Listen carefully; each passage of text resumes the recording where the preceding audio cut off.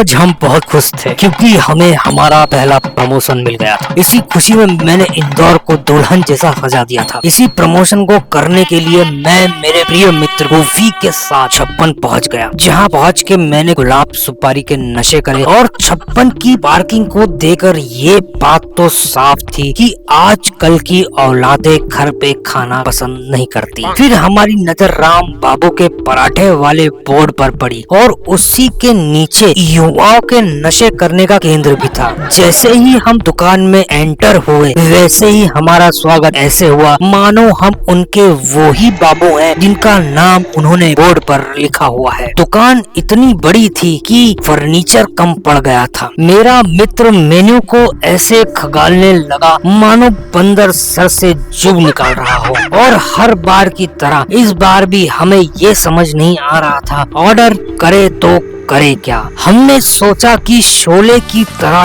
Toss करके फैसला लिया जाए, और जैसे जय ने चीटिंग करी थी वैसे ही मैंने चीटिंग करके जीत हासिल करी और मेरा मित्र मेन्यू देखता रह गया और मैंने ऑर्डर कर दिया। तभी मेरी नजर डिलीवरी कैश के बोर्ड पर पड़ी और मैंने मेरे मित्र को बोला, जा वहाँ से थोड़ा कैश डिलीवर करा ला। ऑर्डर में हमने कॉर्न, अरे नहीं चीज कॉर्न पराठे बुलाए, जिसका स्वाद इतना टेस्टी था कि अच्छे से अच्छा व्यक्ति भी कॉर्न एडिक्ट हो जाए। हर बाइट के साथ ऐसी इच्छा हो रही थी कि शेफ को बुलाकर उसके दोनों हाथ काट दिए जाए, नहीं तो हमारा रोज का आना जाना हो जाएगा। मेरे मित्र का कहना था कि ऐसे पराठे तो मैंने आज तक नहीं खाए थे, तो मैंने उसे कहा कि गालियों का भी कोई स्वाद होता है क्या बे गोफी। तभी वहाँ अंकल आ गए, छोटे अंकल, और हमें राम बाबू के इतिहास के बारे में बताने लगे। कुछ मिनट के लिए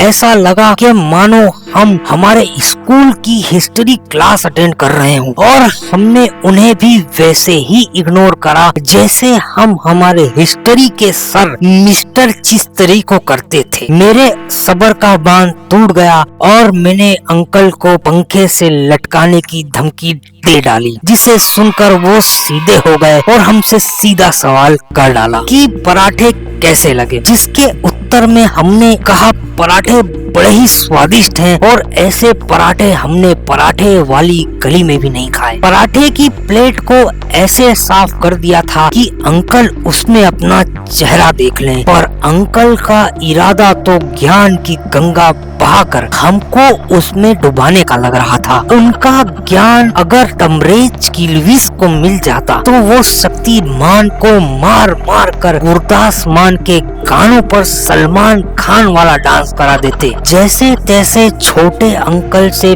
पीछा छुड़ाया था तो मोटे अंकल आ गए और उन्हें देखकर मुझे एक कहावत याद आ गई, ना जरूरत है मुझे तीर की, ना जरूरत है तलवारों की, मेरा दिमाग जो खराब हो जाए तो मुंह से ही 12 बजा दो हजारों की। पर मोटे अंकल के आने का एक फायदा जरूर हुआ कि वो वहाँ का सबसे स्पेशल पराठा साथ लेकर आए। यहाँ का पराठा इतना टेस्टी था कि अंकल के गूगल से गहरा ज्ञान उसके आगे बाथरूम में लगे मक्के जैसा लग रहा था। स्वादिष्ट आलू की सब्जी और खट्टी मीठी चटनी ने पनीर के पराठे के साथ मिलकर इतना किलर कॉम्बिनेशन बना दिया था कि जितना किलर कॉम्बिनेशन बीजेपी और मोदी जी की सरकार ने महाराष्ट्र में बनाया, जिसे खाकर स्वाद से हम शून्य से पड़ गए। पराठा खा खा कर हमारे पेट ने हाउसफुल बोल दिया था, पर मन